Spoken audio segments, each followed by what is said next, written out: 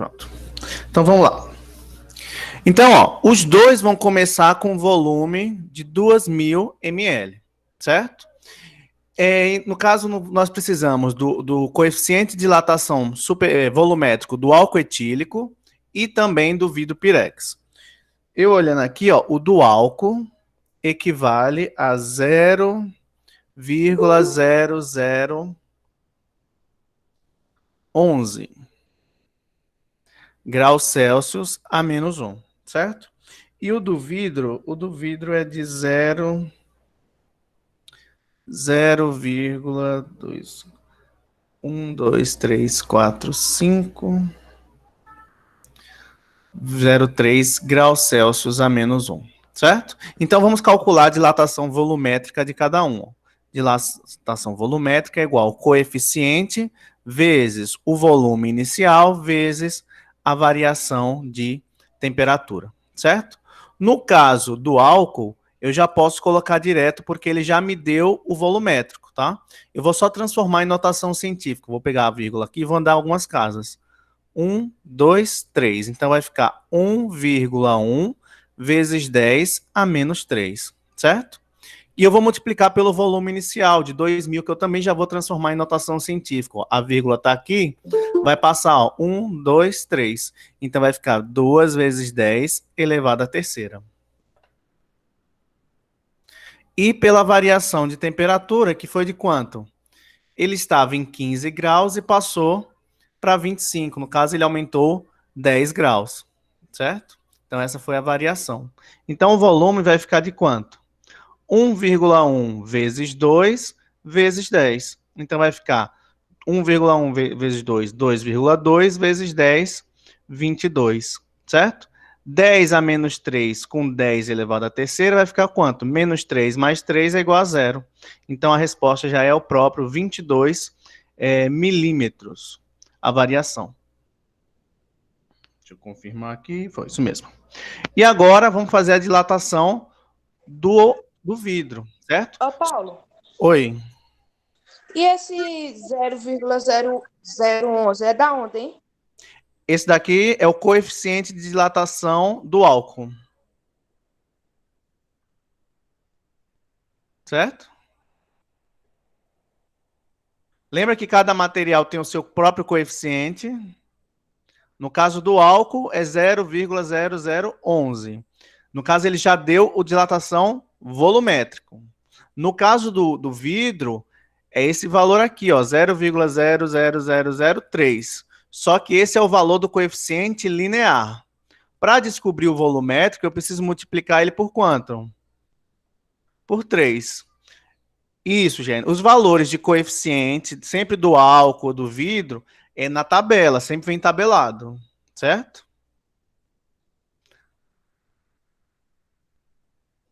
Então, vamos multiplicar. Vou pegar o 3 e vou multiplicar aqui, que vai dar quanto? 0,00009, certo? Transformando em notação, ó, 1, 2, 3, 4, 5, 6. Então, fica 9 vezes 10 a menos 6. E eu vou calcular novamente, ó, a variação do volume é o coeficiente de dilatação volumétrico, vezes o volume inicial, vezes a variação de temperatura. O volumétrico vai ser quanto? O coeficiente eu já tenho, ó, 9 vezes 10 a menos 6, vezes o volume, que eu vou pegar daqui, ó, que eu já transformei em notação, vai ficar 2 vezes 10 a terceira, vezes a variação de temperatura, que também é de 10. Então, vai dar quanto? Ó? 9 vezes 2, 18. 18 vezes 10, 180. Vezes 10 a quanto? Ó? Mesma base, eu vou somar os expoentes. Menos 6 com 3 vai dar menos 3. Certo? Então, veja que cada um teve um volume diferente. Eu vou tirar da anotação aqui para a gente poder comparar os dois. Ó.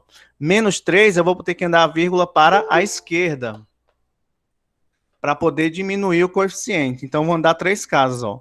Menos 2, menos 1 e 0. Menos 2, menos 1 e 0. Então, vai ficar 0,18 ml. Certo? Então, veja ó, que o álcool vai dilatar bem mais do que o vidro. Para saber o quanto realmente a dilatação aparente, eu faço um menos o outro. Então, vou fazer a dilatação do líquido, que foi de 22, menos 0,18, que é o do vidro, certo? Então, eu vou ficar com uma dilatação de 21,82 aqui, que eu já deixei pronto. Certo? Então, essa foi a real dilatação, o quanto que saiu do vidro, que teve que extravasou do vidro. Certo? Dúvidas? Alguma sugestão? Não? Tranquilo?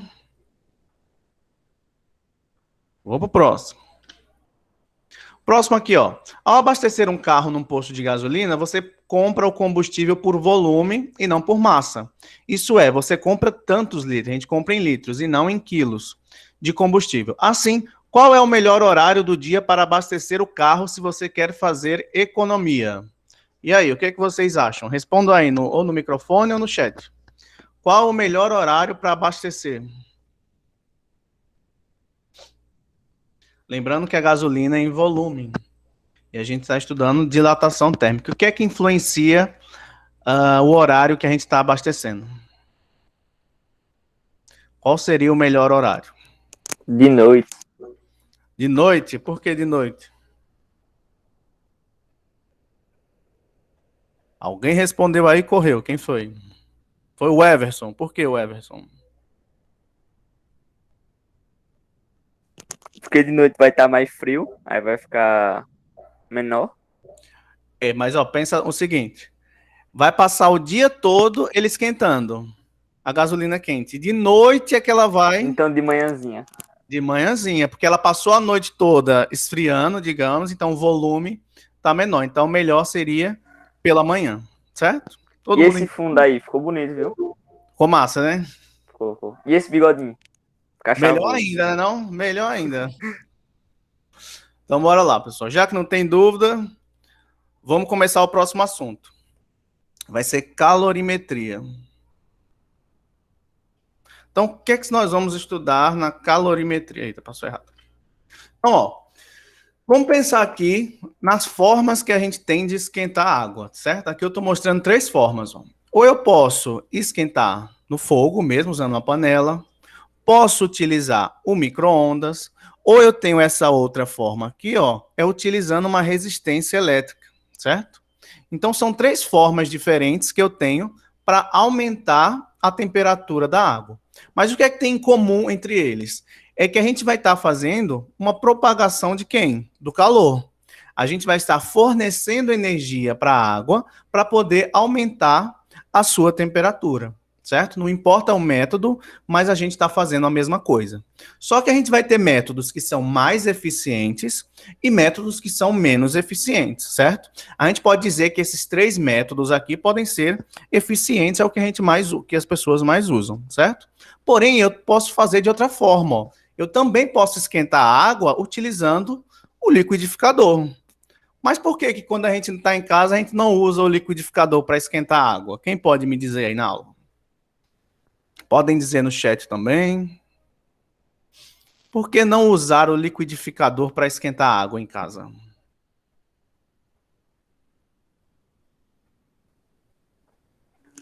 Porque vai demorar muito mais. Porque vai demorar muito mais, muito bem. O liquidificador, ele vai esquentar, digamos, a água pela agitação dele, pela agitação da água. Porém, ele precisa de muita energia para elevar muito pouco a temperatura, certo? Então, não é um método eficiente da gente fornecer energia para a água, mas existe essa possibilidade, certo? Ele não é tão eficiente. Então, ó, a gente tem que pensar que existem métodos que vão ser melhores para fornecer essa energia. Nesse caso aqui, ó, nós temos 3 opções. Nós temos uma panela de vidro, uma panela de pedra e uma panela de aço, certo? Cada uma, eu posso utilizar as 3 para esquentar a água, porém, tem algumas que vão ser melhores e outras que vão ser piores, que vão acabar demorando mais para esquentar, certo? Então, aqui a gente já pode ver que uma das formas que podem atrapalhar, digamos assim, o fornecimento de calor seria o quê? o tipo do material, certo? Nós vamos ver que tem materiais que têm melhor condutibilidade térmica do que outros, certo? Então, ó, o que é que a gente vai estudar aqui? Vamos estudar os tipos de transferência de calor, a relação entre as quantidades de energia trocada pelos sistemas e também como calcular as quantidades de calor transferido. Então, nessas próximas aulas, a gente vai se focar no calor, na sua transferência e também na quantificação dessa transferência, certo? Então, o nosso foco principal é o calor, e para iniciar, a gente tem que definir o que é o calor, que a gente já viu nas aulas anteriores, que seria o quê? O calor é a energia térmica em trânsito, devido principalmente o quê? A diferença de temperatura. Eu só tenho a transferência de calor se houver uma diferença de temperatura. E sempre fluindo da onde? Do de maior temperatura para o de menor temperatura. Certo? Então, o calor vai ser energia em trânsito, sempre do de maior temperatura para o de menor temperatura. E, ó, a gente vai poder quantificar esse calor através da unidade de energia. Ó. No sistema internacional, que ele diz as métricas básicas para a gente calcular isso, seria o quê? Para a energia, seria o joule, ou então, o que a gente chama de caloria. São duas unidades de medida de energia. Então, ó, uma caloria é a quantidade de calor trocada por 1 grama de água no estado líquido quando sofre a variação de 1 grau Celsius em sua temperatura. Então, o que isso quer dizer? Que não quer dizer que uma caloria representa o calor necessário para que a gente possa mudar a temperatura em 1 grau de 1 grama de água. É meio uma unidade padrão para a gente poder comparar com as outras unidades, tá? E a gente vai ter a relação, ó, vamos relacionar uma caloria em joules. Uma caloria representa 4,186 joules. E quem foi que definiu essa relação? Foi esse rapaz aqui, ó, James Prescott Joule, certo? Ele fez esse experimento aqui, ó, que ele utilizou o movimento para poder fornecer energia, para poder aumentar a temperatura de um líquido. O que acontece, ó? Ele tinha esse pesozinho aqui, ó, e esse peso ia descendo. À medida que esse peso vai descendo, ele faz girar essa roldana aqui, ó, e dentro eu tenho água com algumas pás. Então, à medida que isso aqui desce, essas pás giram. E pelo movimento, ele começa o quê? A aumentar a temperatura. Então, ele fez essa relação e descobriu o trabalho necessário para poder elevar a temperatura da água, certo? Então, e a partir disso é que ele conseguiu relacionar, ele demonstrou essa relação de uma caloria em joules. Porém, a gente vê que a maioria das vezes que se fala em caloria, a gente vê isso aonde? A gente também vê em produtos que a gente compra nas lojas, tá? Por exemplo, aqui, ó, valor energético desse, eu acho que é leite isso daqui. Então, dá 70 quilocalorias ou 298 quilojoules. E aqui nesse outro produto, ó, o valor energético dele é de 123 quilocalorias. Então, será que é a mesma energia que a gente está falando? Tanto a energia de transferência de calor, como essa energia que está disponível nos alimentos? Podemos ter uma relação entre eles, certo? Mas o que é que significa? Quando a gente consome o alimento, o que acontece? O nosso organismo vai digerir e quebrar as ligações químicas de alguns dos alimentos. E a partir disso, ele vai transformar esses alimentos em glicose, em açúcar e também em outros nutrientes. Só que o que acontece? Essa energia que vai ser retirada vai ser guardada nessas moléculas aqui, ó, chamadas de ATP. Elas seriam como se fosse, vamos dizer, como se fosse a bateria do corpo humano, digamos. É onde fica armazenada a energia que a gente vai consumir, certo? Quando a gente se alimenta, a gente não vai utilizar essa energia que a gente acabou de se alimentar na hora que ele foi digerido. Então, ela fica armazenada nessas moléculas e vai ser utilizada assim quando o corpo for necessário, tá? Então, ó, caloria dos alimentos, a gente vai entender como se fosse a quantidade de energia que fica armazenada nessas moléculas, certo? Então, também, essas calorias é uma forma de energia que a gente tira dos alimentos. Só um exemplo aqui, ó, alguma correlação, ó. As calorias contidas em 2,2 quilos de macarrão seriam energia suficiente para filtrar uma jarra de café. Então, ó, as calorias, a energia em um pedaço de torta de cereja, seria possível acender uma lâmpada de 60 watts, por 90 minutos. E 217 lanches duplos, a energia que temos em 217 lanches duplos, seria possível mover um veículo por 141 quilômetros, tá? Só fazendo uma comparação entre a energia dos alimentos e a energia que a gente utiliza nas transferências de calor. E agora que a gente viu como é que a gente vai, qual é a unidade de energia, a gente vai se focar agora em como essa energia, esse calor, vai ser transferido, tá? Então, a gente pode transferir calor, só relembrando aqui, a transferência vai ser sempre da onde? Do de maior temperatura para o de menor temperatura. Isso acontece infinitamente? A gente viu que não. O nosso ponto de parada seria o quê? O equilíbrio térmico. O equilíbrio térmico significa o quê? É o momento em que os dois corpos que estão sendo transferidos atingem a mesma temperatura, certo? Então, quando a gente atinge o equilíbrio térmico, a gente para a propagação de calor. Então, nós vamos ter três formas de propagação: a condução, a convecção e a irradiação. A gente vai ver cada uma delas. Primeiro, a condução térmica. A condução térmica acontece o quê?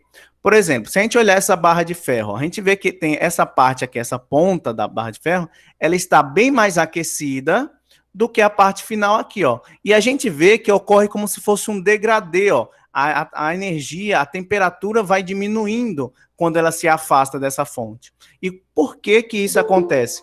Por que que essa forma de propagação é dessa forma? O que acontece? Quando alguém esquenta essa barra de ferro, ó, apenas a ponta que está em contato com a fonte de calor. Então, ó, essa energia ela vai sendo propagada ao longo da barra. E por que que isso acontece? Ó, vamos olhar aqui.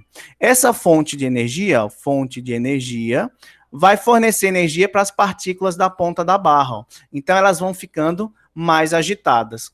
Então, ó, uma partículazinha vai entrando em contato com a outra. E essa energia vai sendo transferida. Ó. Então, as muito agitadas, cada vez que se afasta, ela vai ficando o quê? Menos agitada. Mas quanto mais energia a gente fornece aqui na ponta, mais energia vai sendo transferida até que toda a barra possa esteja com energia que a gente tenha, que a gente aumente a temperatura, certo? E com isso, ó, como a gente vê que essa propagação de calor depende do contato entre as partículas, a gente vai ver que existem bons condutores e maus condutores. Os bons condutores são aqueles em que as partículas entram em contato mais fácil e conseguem ir propagando a energia.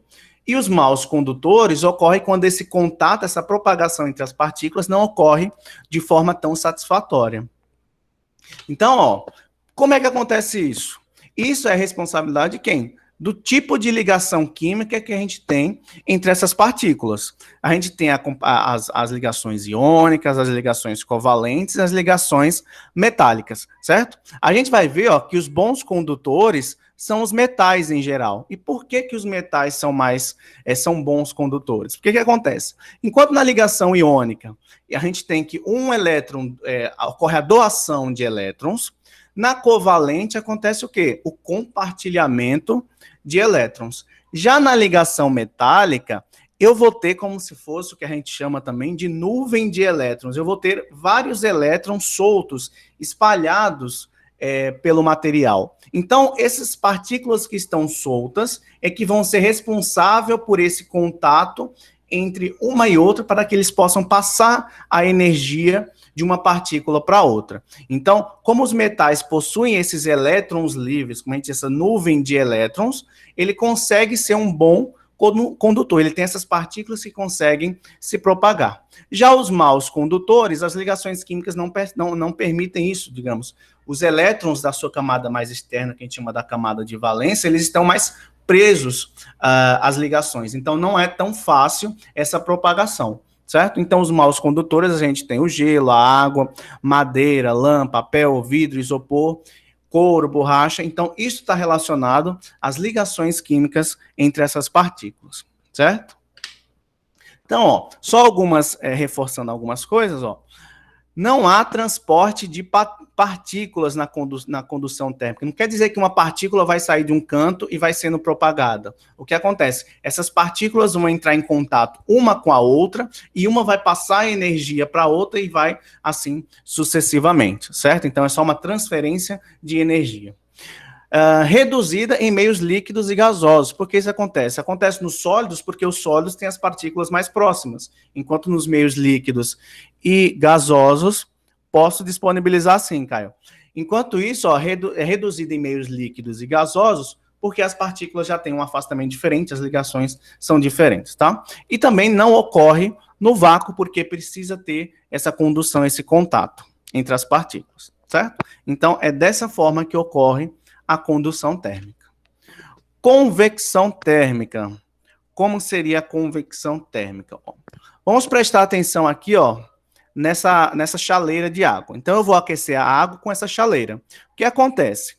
Essa parte aqui, ó, essa água que está em contato direto com a fonte de energia, esse tipo de transferência de energia vai ser a que a gente acabou de ver, que é a condução térmica. Certo? Então, a fonte de energia vai passar energia para a base do bule, e a base do bule acaba transferindo a energia, aumentando a temperatura dessa água que está aqui mais embaixo. Aí, o que acontece?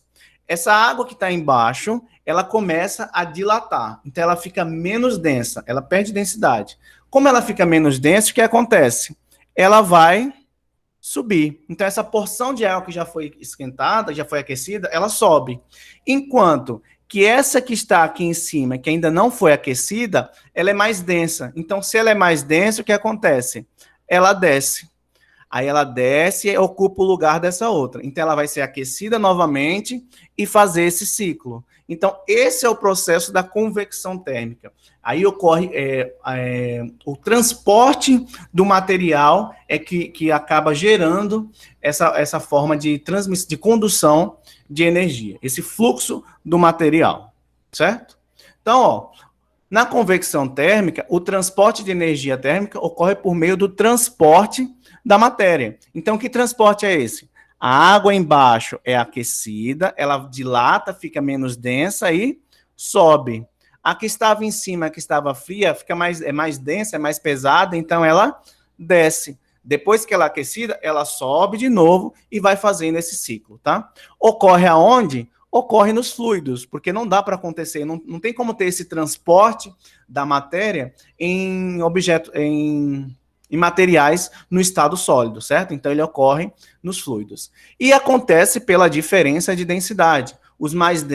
Ele acaba ficando, o que está embaixo fica menos denso e sobe, e o mais denso acaba descendo, certo? Então, gerando esse fluxo, essa renovação do material.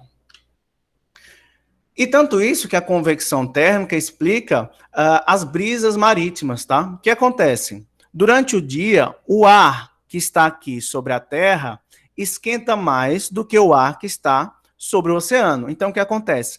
Esse ar quente que está sobre a Terra sobe e o ar frio que estava no oceano acaba o quê? Ocupando esse espaço. Então, a gente vai ver que vai formar um ciclo também. Então, a mesma coisa com a convecção térmica. É um outro exemplo de convecção térmica. Já durante a noite acontece o quê? O ar do oceano demora mais. No caso, quanto maior a temperatura, menos denso ele é. Isso. Quanto maior a temperatura, o que acontece? Ele dilata. Se ele dilata, ele aumenta o espaço, então aumenta os vazios dentro das partículas. E com isso ele fica menos denso e acaba subindo. Certo? Acho que foi isso a sua pergunta, né, Caio? Certo. Aí, na parte da noite, acontece o quê? O ar mais quente vai ser o ar que está no oceano, então ele sobe. E o ar que é mais frio está onde? Na Terra. Então, a brisa fica sendo no sentido da Terra, do continente, para o mar, certo? Então, esse também é um exemplo da convecção térmica, esse fluxo de matéria de acordo com o aquecimento da matéria e a mudança de densidade. Vamos ver o último aqui, seria o quê? A irradiação térmica. O que seria a irradiação térmica? É a propagação de calor no qual a energia, no caso térmica, se transmite através de ondas eletromagnéticas.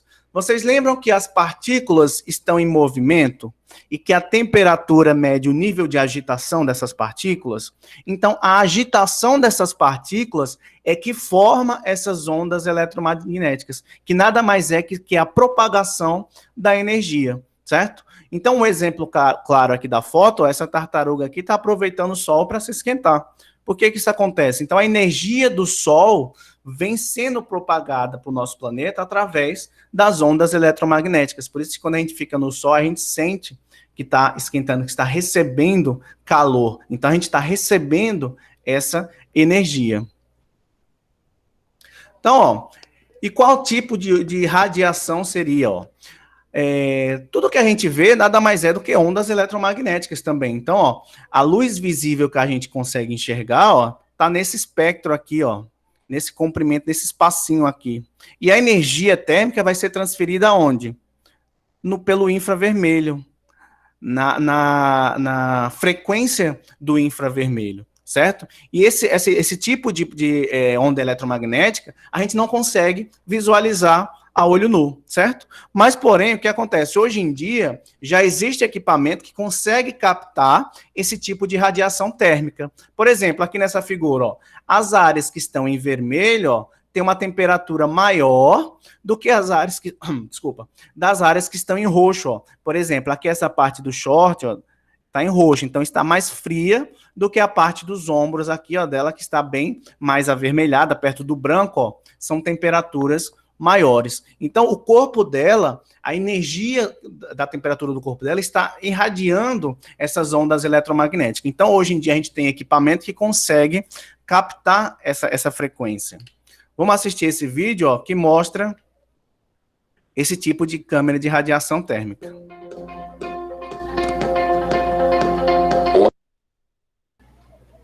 Uma câmera que capta cores que os olhos humanos e outros equipamentos não veem.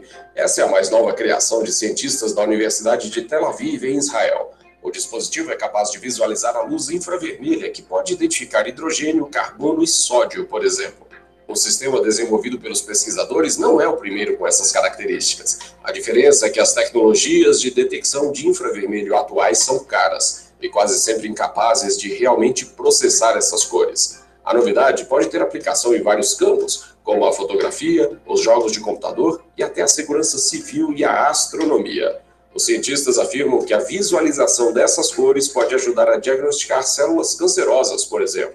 Isso porque elas têm maior concentração de moléculas de um determinado tipo, com assinatura única de cor. Segundo Michael Regen, que direcionou o estudo, a luz visível é apenas parte do espectro eletromagnético. Ele inclui ainda ondas de rádio, micro-ondas, raio-x e outras. Cada uma dessas partes tem grande quantidade de informações sobre materiais codificados, como cores, que até agora estavam ocultos da vista.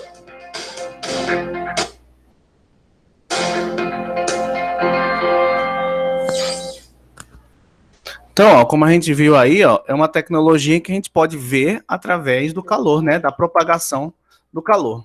E para que a gente vai utilizar essa radiação térmica? Por exemplo, ela pode ser usada para detectar a temperatura de objetos distantes. Por essa razão, é muito útil aonde? Na astronomia, certo?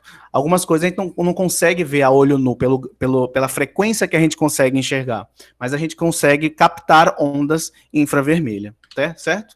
Também é utilizado, ó, mísseis teleguiados que são programados para seguir a radiação infravermelha das turbinas de aviões inimigos. Então, as turbinas fornecem, geram calor, então ele consegue captar essa energia mais forte, essa frequência, certo? E também, ó, controles remotos enviam as informações aos respectivos receptores por meio da radiação infravermelho, certo? Lembrando que essa luzinha que a gente vê não é o infravermelho, que a gente não consegue ver a olho nu, certo? É só para a gente poder ter uma resposta para dizer que aquilo está funcionando, certo? Mas a gente não significa essa luzinha que a gente observa, tá? E outra coisa também que está muito atual ultimamente é esses termômetros infravermelho, tá? Que ele consegue medir a temperatura sem ter o contato. Ele mede pela irradiação térmica. E outra coisa, essa luzinha que aparece aqui, às vezes esse laser, é apenas para dar um direcionamento para dizer de onde é que ele está captando, certo? Esse laserzinho que sai não é a radiação infravermelha, não é a partir dele que ele mede, certo? Ele só capta essa radiação que vem da partir da temperatura. E outra aplicação da irradiação térmica é quando a gente vê uma estufa de flores, por exemplo, de plantas. O que acontece?